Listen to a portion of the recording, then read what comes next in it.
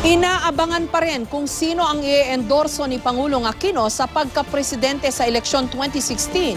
Pero bago mag-anunsyo ng pangalan, may paalala ang Pangulo sa publiko tungkol sa katangian daw ng dapat iboto.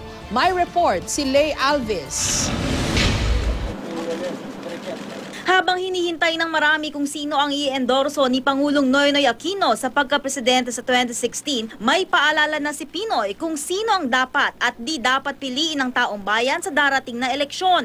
Ang panawagan ko, piliin ninyo ang pinunong tututurin sa inyo. Piliin natin ang individual na panatag tayong ipagpapatuloy ang tuwidadaan.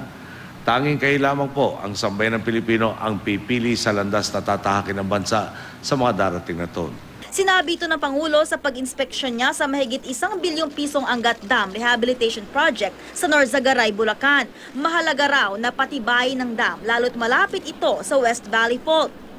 Buhay at kabuhayan ng ating mga boss na nakataya sa anumang pinsala o pagkawasak ng dam.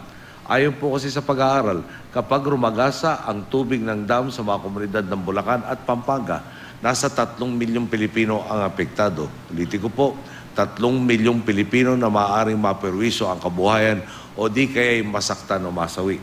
97% ng water supply ng Metro Manila at mga bahagi ng Bulacan, Rizal at Cavite ay galing sa Angat Dam. Dito rin galing ang patubig sa halos 27,000 hectares ng palayan sa Bulacan at Pampanga.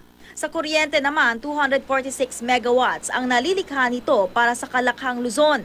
Layunin nating siguruhin ang stabilidad ng dam at dike upang sa anumang lindol kahit pa umabot na hanggang 7.2 magnitude o sinlakas na nakaraang lindol sa Bohol ay kakayanin pa rin ng strukturang ito. Matatapos daw ang proyekto sa loob ng 2 taon.